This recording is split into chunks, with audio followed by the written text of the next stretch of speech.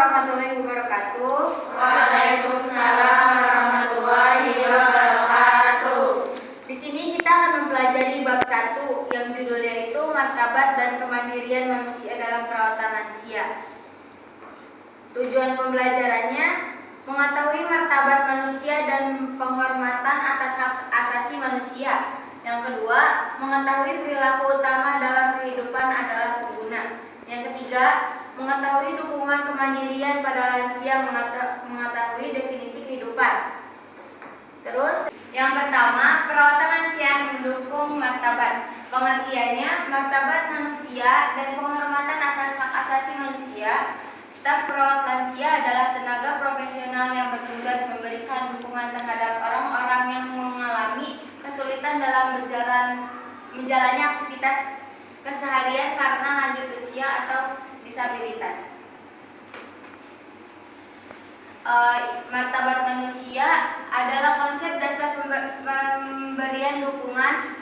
Martabat manusia merupakan penghormatan terhadap masing-masing selaku individu. Sekalipun seseorang membutuhkan perawatan lansia, ia harus tetap dihormati selaku individu dan dilindungi hak asasi manusianya. Yang kedua, ada pelaku utama dalam kehidupan adalah pengguna.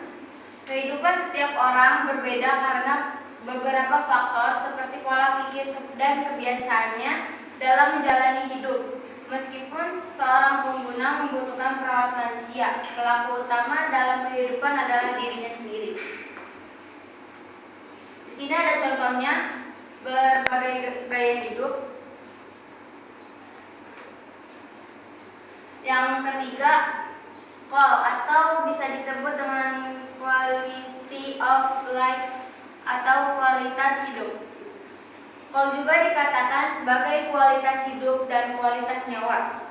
QOL adalah cara berpikir tentang kehidupan yang mencakup kekayaan spiritual, seperti rasa puas dan bahagia. Yang keempat ada normalisasi.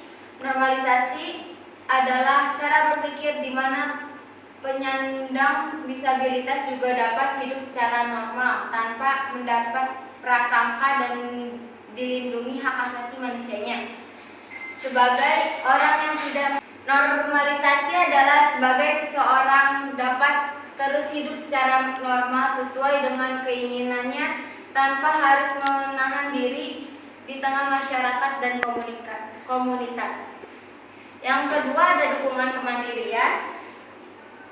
Yang pertama, mendukung kemandirian. Mendukung kemandirian membantu pengguna untuk memilih bagaimana mereka ingin menjalani hidup, kemudian menjalani hidup sesuai dengan keinginannya berdasarkan keputusannya. Ini yang digambar sini perawatnya itu kayak menemani nenek-neneknya untuk melakukan kegiatan yang dia suka. Staf perawat lansia memberikan dukungan dengan menghargai nilai-nilai dan prinsip yang dianut pengguna. Ini sama, kakek-kakeknya lagi sakit, nah dia nonton film didampingi oleh perawatnya. Yang kedua, pilihan sendiri dan keputusan sendiri. Pelaku utama dalam kehidupan adalah diri pengguna sendiri. Pengguna memutuskan apa yang akan ia lakukan berdasarkan cara hidup dan nilai-nilai yang ia anut selama ini. Ada dua jenis kemandirian, yakni kemandirian fisik dan mental. Sekalipun melakukan perawatan lansia, pengguna memilih dan memutuskan sendiri cara hidupnya agar ia dapat menjalani hidup sesuai dengan keinginannya. Yang ketiga, pemahaman kebutuhan. Itu ada 3. Yang pertama, kehidupan di tiap-tiap negara berbeda berdasarkan budaya dan kebiasaannya. Cara hidupnya pun beragam karena adanya kemauan, nilai-nilai, dan prinsip individu. Yang kedua, ritme hidup manusia pada pagi hari adalah bangun tidur, berganti pakaian, mencuci muka, makan.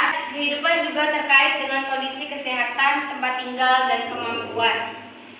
Lanjut, ya, ini ada dukungan kehidupan yang diberikan oleh staf perawat lansia. Melakukan perawatan lansia dengan memahami baik-baik cara hidup pengguna berarti memberikan dukungan sesuai dengan keinginan yang orang tersebut.